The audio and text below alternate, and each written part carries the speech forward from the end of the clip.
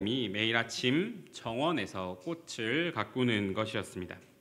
그런데 그러던 어느 날 그렇게 아름답게 가꾼 그 꽃과 그 정원이 사람들 사이에서 소문이 퍼져나가게 되었습니다. 그런데 이제 그 소문이 점점 퍼져나고 사람들이 점점 그의 꽃과 정원의 아름다움을 칭송할수록 그는 조금 다른 행동을 하기 시작했는데, 그것은 무엇이냐면은 점점 더 화려한 꽃들과 독특한 식물을 사들이면서 정말로 그 정원이 더 그 명성이 퍼져나가게 했다라고 하는 것입니다. 그런데 그러면 그럴수록 그 사람의 삶 속에서 그 다른 현상이 나타나게 되었는데, 그것은 그 꽃 자체를 사랑하기보다 사람들의 시선을 얻는 데에 점점 더 집착하게 되었다 하는 것입니다. 결국 그에게서 정말 관심은 이제 그 꽃이 아니라 사람들에게 관심을 얻는 것과 어떻게 하면 이 내 정원이 그리고 이 꽃이 더 유명세를 얻을까라고 생각을 하게 되었을 때 그의 정원은 아름다움을 잃고 결국 그는 공허감에 빠졌더라라고 하는 이야기입니다. 이러한 이야기는 현대 사회의 우리의 모습들을 잘 보여줍니다. 우리는 현대 사람들은 삶 속에서 어떤 그 자체로서의 얻는 즐거움에서 시작하지만은 점점 그것을 계속하면 할수록 이제 그 자체에서 얻는 즐거움보다는 주위의 관심과 주위의 시선에 점점 더 많이 의식을 하며 살아간다라고 하는 것을 우리는 볼 수가 있습니다. 예를 들어서 SNS에서 끊임없이 자신의 삶을 자랑하거나 그 자신의 성과를 과시하는 것들을 한번 봅시다. 아마 처음에 SNS를 시작할 때 그 게시물을 올리는 것이나 아니면 어떤 맛있는 것, 좋은 곳을 간 것을 올리는 것은 내가 이곳을 먼저 먹고 그것이 너무나 즐거워서 올리는 것, 그리고 내가 어느 곳을 가고 그것이 너무 좋아서 올리는 것으로 시작할 수 있습니다. 그런데 그것이 조금 반복되고 그리고 그것에 대해서 사람들의 관심이 몰리면 몰릴수록 그 주객이 전도되게 됩니다. 이제 새로운 사진과 어떤 것들을 올릴 때 내가 얼마나 부러운 삶을 살만한 것을 올리는가, 내가 얼마나 이렇게 부러움을 살만한 것, 그리고 감탄을 자아낼 만한 것을 올리는가에 더 초점이 맞추게 되고, 그리고 그것을 부러워하고 축하해주는 타인의 반응에서 어떠한 만족과 의미를 찾으려 하게 됩니다. 그런데 그 끝이 어떠하게 되겠습니까? SNS를 사용하는 통계들을 보면은 처음 SNS를 사용했을 때 사람들의 전체적인 만족감은 조금 올라간다라고 합니다. 그런데 그것이 지속되게 반복되게 계속 그것을 사용할 때 전체적인 삶의 만족도와 행복도는 계속 밑으로 떨어진다라고 합니다. 결국 사람의 인정과 사람의 관심을 갈구하는, 그리고 그것에서 만족을 얻으려 하는 것의 끝은 공허함밖에 없다라고 하는 것을 보여주는 것입니다. 오늘 본문 44절은 너희가 서로 영광을 주고받으면서 오직 하나님께로부터 오는 영광은 구하지 아니하니 어찌 나를 믿을 수 있느냐라고 말씀하십니다. 오늘 이 말씀에는 중요한 두 가지 의미가 있습니다. 서로 영광을 주고받는 행위가 하나님께로부터 오는 영광을 구하지 못하게 한다라고 하는 것과, 그러한 상태에 빠져 있으면은 참된 믿음이 이루어지기가 어렵게 된다라고 하는 것입니다. 오늘 본문에서 예수님은 유대 지도자들에게 그들의 영적 어리석음을 지적하십니다. 예수님이 지적하시는 것은 이것입니다. 그들이 성경을 연구하며 율법을 따르는데 열심이었지만은, 그리고 그것을 통하여서 영생을 얻으려고 정말 그 나름대로의 열심과 최선을 다하여서 그것을 하였지만은 정작 그 영생을 주실 분인 예수님을 알아보지 못하고, 그리고 정작 그 성경이 증언하고 있는 예수님을 알아보지 못하더라라고 하는 것입니다. 그들의 문제는 성경 지식이나 종교적 열심이 부족해서가 아니라 그 중심에 하나님이 아닌 자신들의 명예와 영광이 있었기 때문입니다.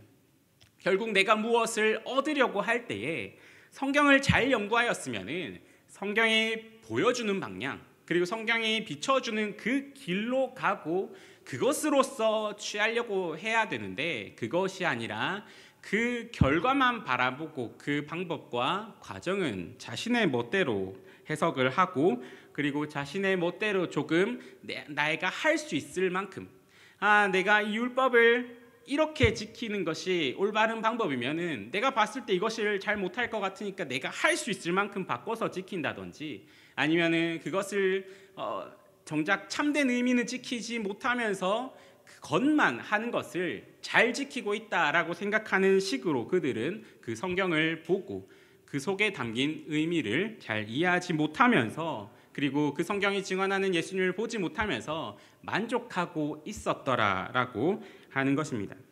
이들은 그렇게 율법을 철저히 지킨다라고 생각하고 성경을 깊이 연구한다라고 생각을 하면서 스스로 구원받을 자격이 있다, 나는 영생을 얻을 자격이 있다라고 여겼습니다.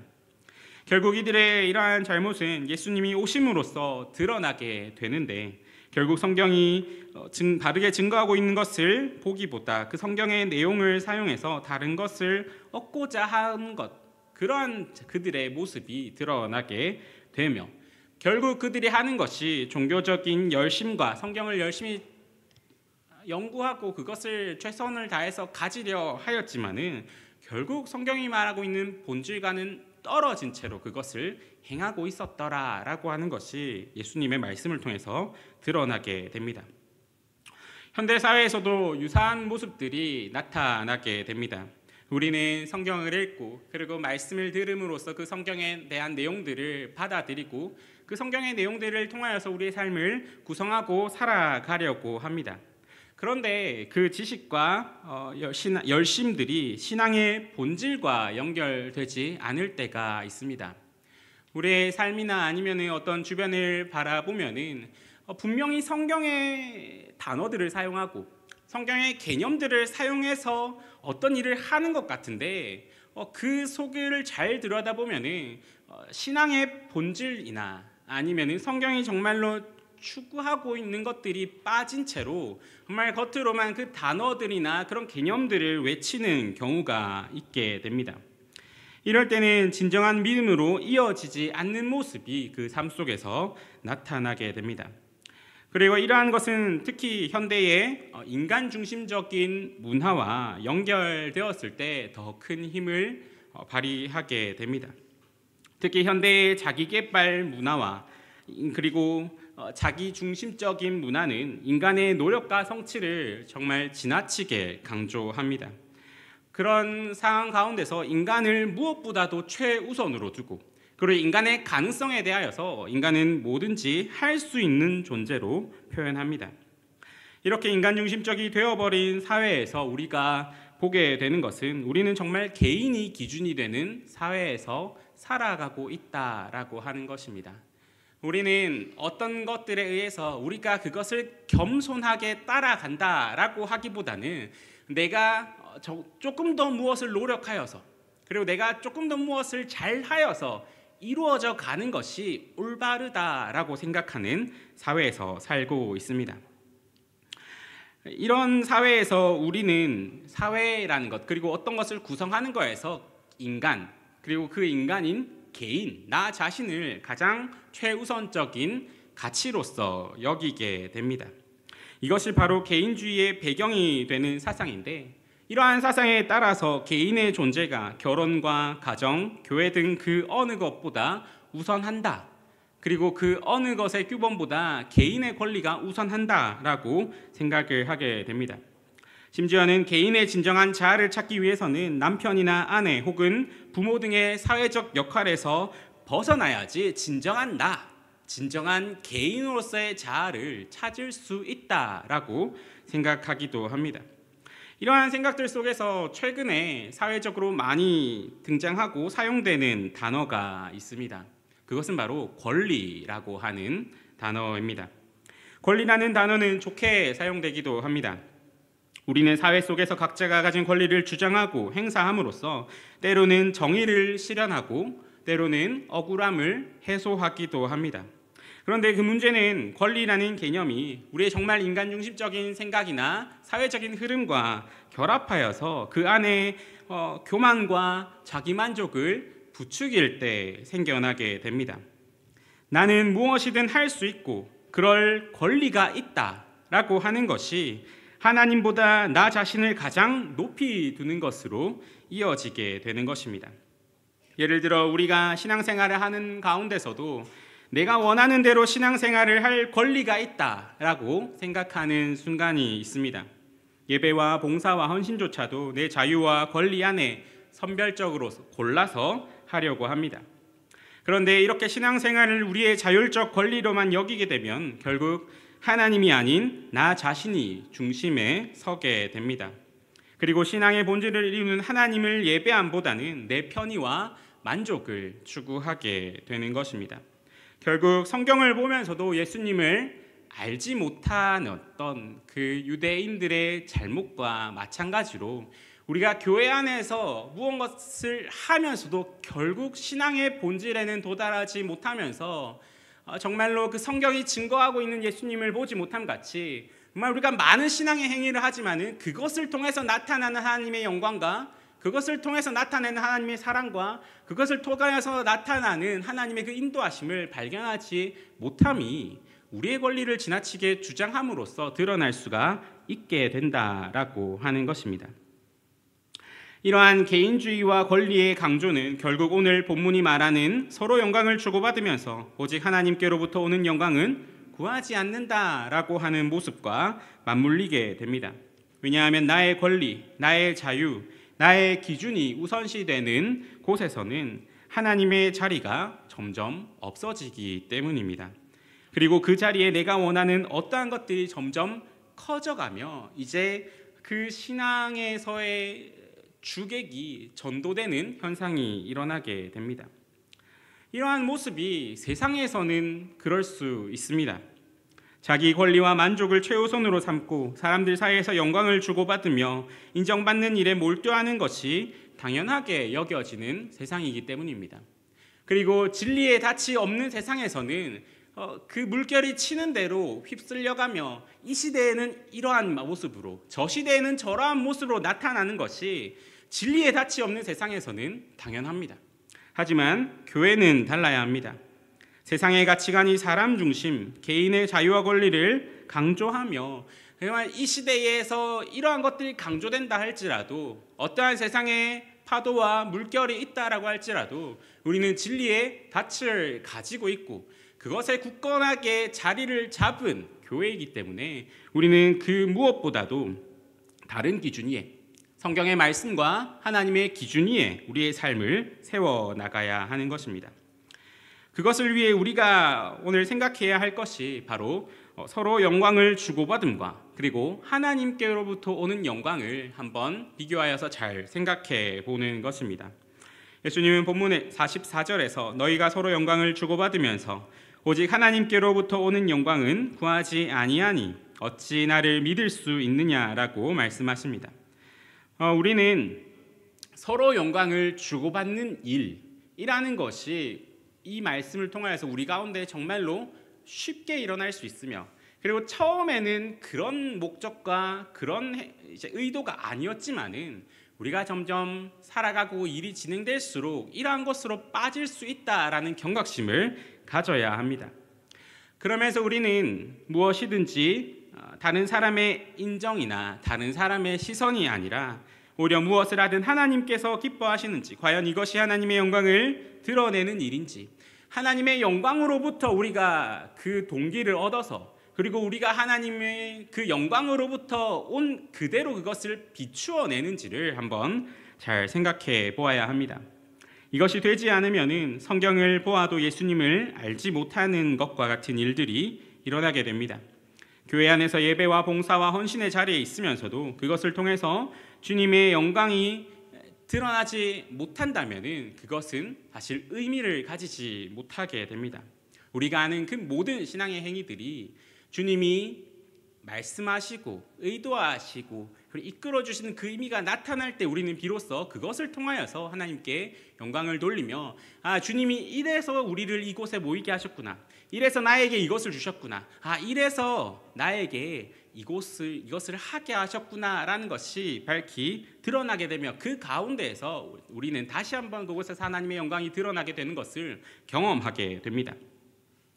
세상은 사람의 인정을 끊임없이 부추기고 나 자신이 얼마나 특별한지를 증명하라라고 요구합니다. 그러나 교회는 달라야 합니다. 우리의 신앙 공동체, 우리의 교회가 서로를 향해 칭찬하고 격려할 때조차 우리는 그 가운데서 서로의 영광을 취하는 것이 아니라 그 칭찬이 결국, 그 격려가 결국 하나님께 영광이 되어 돌아가도록 해야 합니다. 그리고 각자의 달란트를 따라 섬기는 모든 일이 하나님의 사랑에서 출발하고 하나님 나라를 확장하는 일에 귀하게 쓰이도록 서로 돕고 기도하는 모습. 그래서 정말 세상이 볼 때는 왜 저것을 하는가? 무엇이 그들을 저렇게 행동하게 하는가라고 의문이 들 만큼 우리의 행동 속에서 분명한 우리의 동기가 하나님의 사랑으로부터 오고 그 행동의 결과가 하나님께 영광을 돌리는 것으로 나타나야 되는 것이 바로 아름다운 교회의 모습이 됩니다. 이렇게 우리의 모든 삶 속에서 정말로 그 행동 속에서 정말로 그 모든 동기가 서로의 영광, 그 사람들 간의 영광을 받는 것에서 오냐, 아니면은 하나님께로부터 오는 영광을 그 동기로 하여 그것을 위하여서 하는가라는 것을 잘 보여주는 것이 바로 성경에서 누가복음 18장 9절에서 14절에 나오는 바리새인과 세리의 기도입니다. 바리새인은 기도할 때 자신이 얼마나 의로운지, 얼마나 율법에 충실한지, 그리고 자신이 저 세리와 달리 얼마나 깨끗한 사람인지를 자랑하듯이 기도를 합니다. 바리새인은 기도 중에서 하나님을 높이기보다 자기 자신을 높이는 데 급급했습니다. 반면 세리는 고개를 들지도 못한 채 하나님이여 나를 불쌍히 여기소서, 나는 죄인입니다 라고 간구했습니다. 사람들로부터 영광을 받는 것이 아니라 그것을 통하여서 이렇게 이야기함으로써 내가 무엇을 얻는가라는 것을 생각하기보다 하나님 앞에서 죄인임을 고백하며 긍휼을 구한 것입니다. 예수님은 이 비유를 통해 의롭다 하심을 받고 돌아간 사람은 세리다라고 선언하셨습니다. 바리새인의 모습이 어떠합니까? 오늘 본문에 나오는 것처럼 서로 영광을 주고받음에만 집중을 합니다. 반면 세리는 자신의 죄인됨을 고백하며 그것을 통해 하나님의 하나님 되심을 드러내게 됩니다. 이것을 간단하게 살펴보면은 정말 바리새인의 기도가 어리석어 보입니다. 어떻게 저렇게 기도할 수 있는가라고 생각되기도 합니다. 그런데 이 바리새인의 기도가 그 기도가 아니라 그 삶이다라고 한번 생각을 해봅시다. 과연 우리의 삶 속에는, 우리의 생각과 우리의 행동들 속에는 이와 같은 기도의 내용의 모습이 얼마나 많이 있습니까? 우리의 삶 속에서 얼마나 이와 같은 유혹들이 많이 있게 됩니까? 우리는 바리새인처럼, 바리새인 그 기도처럼 사람들에게서 칭찬받고 싶어하는 마음이 있습니다. 괜찮아 보여야지, 조금 능력 있어 보여야지 하는 그러한 우리의 마음의 욕구들이 우리의 생각을 참 쉽게 지배합니다. 하지만 바리새인처럼 사람에게서 오는 칭찬을 쫓다 보면 정작 하나님께로부터 오는 영광을 놓칠 수가 있습니다. 하나님이 그 빛 비춰주시고 우리의 행동을 통하여서 하나님이 드러나기보다 우리의 어떤 것이 드러나게 된다면은 그것은 잘못된 행동이다라고 하는 것입니다. 반면 세리처럼 하나님 앞에 낮아지고 겸손히 은혜를 구할 때 하나님은 친히 우리를 세워주십니다. 이러한 모습이 우리에게 제시된 하나님의 서로의 영광을 구하지 말고 하나님께로부터 오는 영광을 구하라라고 하는 것입니다. 그렇다면 이러한 모습은 우리가 어떻게 이룰 수가 있겠습니까? 하나님으로부터 오는 영광을 구한다라고 하는 것은 말 그대로 하나님을 가장 높이며 하나님이 주시는 인정과 칭찬을 삶의 가장 큰 가치로 삼는다라고 하는 뜻입니다. 이것을 이루기 위하여서 우리는 가장 먼저 말씀과 기도를 통하여서 하나님의 살아계신 하나님을 체험함이 우리에게 있어야 합니다. 말씀을 통해서 우리에게 그 영광을 보여주시고 그리고 말씀을 통해 하나님의 백성에게 약속하신 그 하나님이 지금도 살아계셔서 여전히 우리와 함께 하신다는 것을 우리가 말씀으로 보고 기도함으로써 그 영광 가운데서 체험하게 될 때 우리는 이제 어느 영광이 더 밝게 빛나는지, 그리고 우리가 어느 것을 더 크게 여기며 어느 것을 더 구할지를 선택할 수 있게 됩니다. 우리가 서로의 영광을 주고받음과 하나님의부터 오는 영광을 두 가지를 저울질한다라고 생각할 때 왜 서로에게 주는 영광에 쉽게 휘둘리며 그쪽으로 많이 넘어가게 되겠습니까?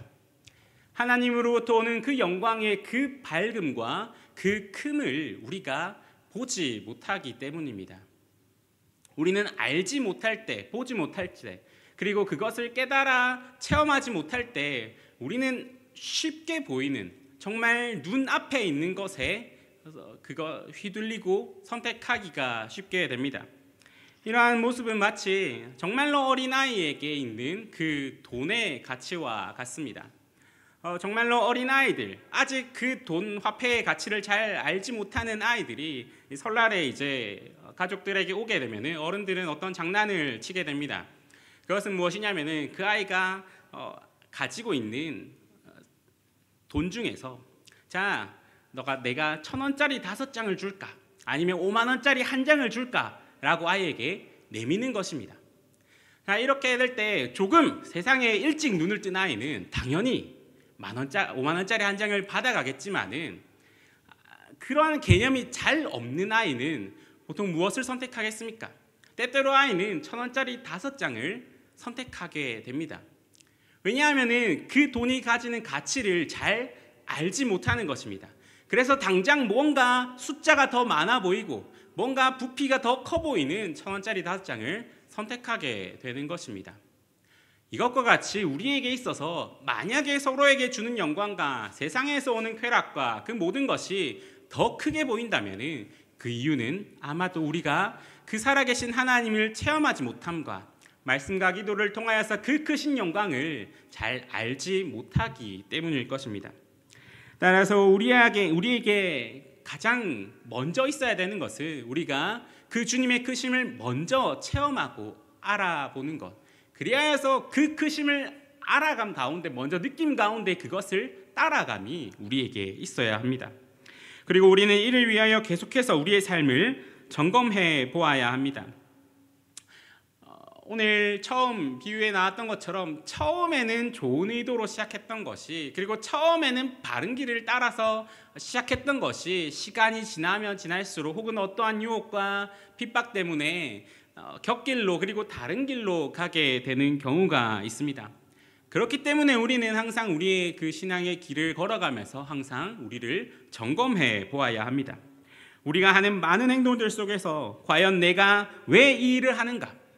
그리고 내가 이 일을 통하여서 무엇이 드러나기를 원하는가 하는 것을 스스로 질문하며 점검해 보아야 합니다.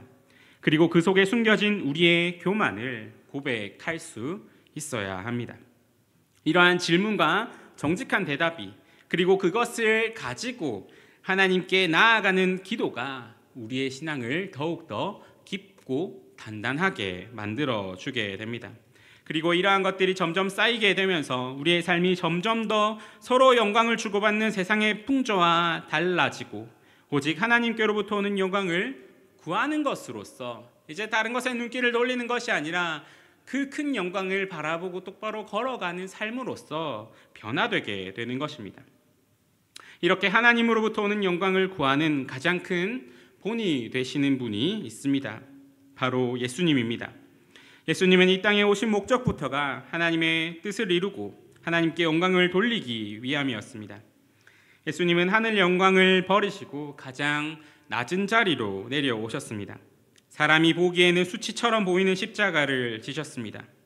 세상이 생각하는 영광이랑은 조금 다른 방법으로서 그 하나님의 영광을 이루십니다. 세상은 더 높은 지위와 더 큰 명예를 영광이라고 말합니다. 그러나 예수님께서는 십자가라는 세상이 볼 때 치욕적인 자리를 통하여서 오히려 하나님께 영광을 돌리셨습니다. 이렇듯 예수님이 우리에게 본으로 보여주신 모습은 이것을 통하여서 내가 어떻게 될까? 이것을 통해서 내가 어떤 유익과 어떤 그것을 얻을까라는 것이 아니라 이것을 통하여서 하나님이 어떻게 선한 일을 이루실까라고 하는 것이 우리에게 주어진 하나님의 영광을 돌리는 길이다라는 것입니다. 이것이 서로 영광을 구하는 것이 아니라 하나님께로부터 오는 영광을 구하는 삶의 모습의 본이 되어줍니다. 우리는 오늘 본문을 통해서 사람들에게서 서로 영광을 주고받음이 하나님께로부터 오는 영광을 보지 못하게 하며 그리고 믿지 못하게 함을 보았습니다. 처음에는 그렇지 않아도 결국 사람들에게 드러나고 사람들에게 인정받고자 하는 마음에 빠져드는 우리의 연약함이 우리 가운데는 여전히 존재하게 됩니다. 그럴 때 우리 예수님을 바라봅시다. 예수님이 걸어가신 그 길을 바라보며 하늘 영광 버리시고 가장 낮은 자리인 십자가를 지심으로써 세상이 말하는 영광과는 완전히 다른 모습으로 하나님의 영광을 나타내신 그 예수님을 바라봅시다. 그리고 이제 그것을 바라보면 이제 우리 차례다. 이제 우리가 걸어가야 될 그 길이 예수님이 걸어가신 그 길이다라는 것을 생각합시다. 세상은 여전히 인간 중심 그리고 개인의 권리를 내세우며 사람들 사이에서 서로 영광을 주고받는 풍조를 당연하게 생각을 합니다. 오히려 그렇게 하지 못하는 것을 조금 떨어진 것으로 보게 됩니다. 그러나 우리는 교회로서 다른 길을 가야 합니다. 하나님이 기뻐하시는가, 하나님의 영광이 드러나는가를 먼저 생각하고 선택하는 삶을 살아야 합니다. 이를 위해 말씀과 기도로 하나님의 살아계심을 체험하고 끊임없이 우리의 동기와 중심을 점검하면서 예수님이라면 어떻게 하셨을까? 예수님이라면은 어떻게 이 상황에서 하셨을까? 라는 것을 생각하며 끊임없이 예수님의 겸손과 순종을 본받으면서 살아가는 길이 이제 우리의 걸어갈 길이 됩니다. 이러한 것을 생각하면서 우리의 모든 삶 속에서 우리의 영광이 아니라 하나님이 어떤 선한 일을 이루실까를 기대하는 자에게 하나님은 자신의 영광으로 채워주실 것입니다. 오늘 말씀을 기억하시면서 오직 하나님께로부터 오는 영광을 구하며 그 가운데서 참 기쁨과 만족 속에서 주님 가신 그 길을 함께 걸어가는 저와 여러분이 되기를 간절히 소망합니다. 함께 기도하시겠습니다. 사랑과 은혜가 풍성하신